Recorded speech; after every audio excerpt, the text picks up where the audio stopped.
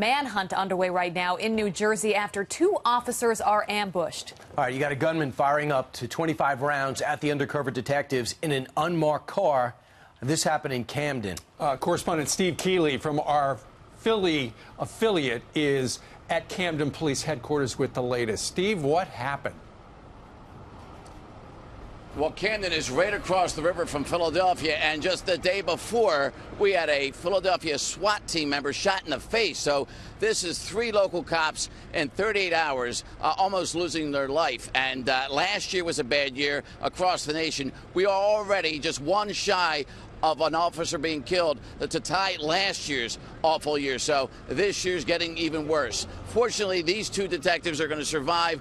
They were just both shot in the arm and the hand. It's a man and a woman, undercover cops, undercover car, and a guy at a red light just starts blasting at them through their windshield. Their police chief held a news conference after this happened at 8:30 on National Night Out. While cops in Camden are at 4 different locations trying to build community trust, this happens. They were essentially ambushed.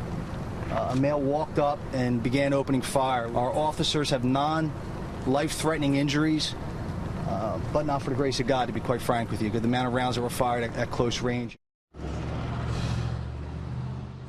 And so they got a good look at this white van, and they also got some good shots at it. They think it has bullet holes in it. It came back as a registration in a Philly suburb, so they put the bulletin out for Philly police to be on the lookout for it. They may have clipped one of the guys, so there may be blood in the van once they find it dumped somewhere. Also have the alert out for the hospitals. But this should tell every law enforcement officer what they already know, that they are targets in this day and age. Guys? Steve Keeley live in Camden. Steve, before you go, so if they were undercover in an unmarked car, was this just random or targeted? Do we know?